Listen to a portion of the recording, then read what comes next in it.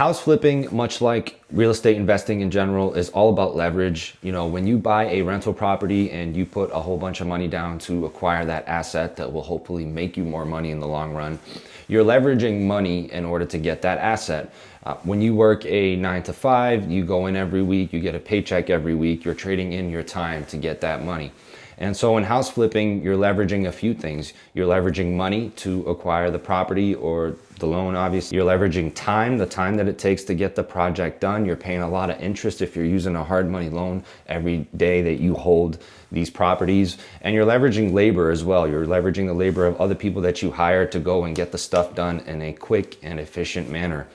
And so you have to focus on these things when you want to be successful in this area of real estate. And also when it comes to contingencies, you want to focus on all of these things. So contingencies are super important when it comes to this form of real estate investing because it's very high risk and a lot of things can go wrong. And that contingency can be your padding to protect you if something goes wrong. Specifically finances, when you designate a certain amount of money, most people do around 10%, but it's different for everybody. When you designate a certain amount of money in your budget for something that goes wrong or unexpected, that's your contingency. So it's very important to have that there because I can tell you from experience, almost every project we do, we run into it and we end up using the budget that we put aside for our contingency. But contingencies are not necessarily just about money because like I said, when you're doing these projects, you're leveraging labor, time, and money.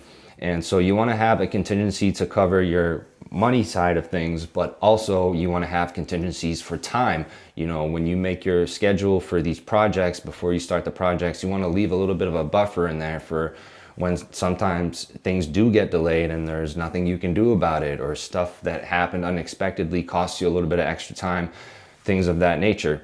Same with labor. What are you going to do if a trusted, a key integral person in the project or contractor or team member suddenly can't show up anymore? Who are we going to replace that person with? What's our contingency plan to get that labor back?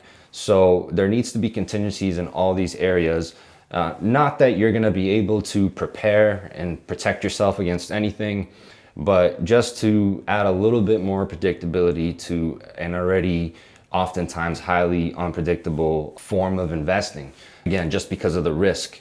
And so these are the things I suggest focusing on and using them to sort of protect yourself so you can deliver a good product to people. Because at the end of the day, when it comes to these things, it's not necessarily about making the most amount of money. It's about being to deliver a really high quality product to the next family or people or individuals, whoever buys the property. You want to be able to deliver a high quality product, and you want to be able to do that without going bankrupt. So that padding that you put in there, whether it's financial padding, time padding for your schedule, stuff like that, that's all to protect you, to ensure that you can still deliver a really high quality product without going under and not making money at all, or losing money, or so, because that could very easily happen with fix and flips.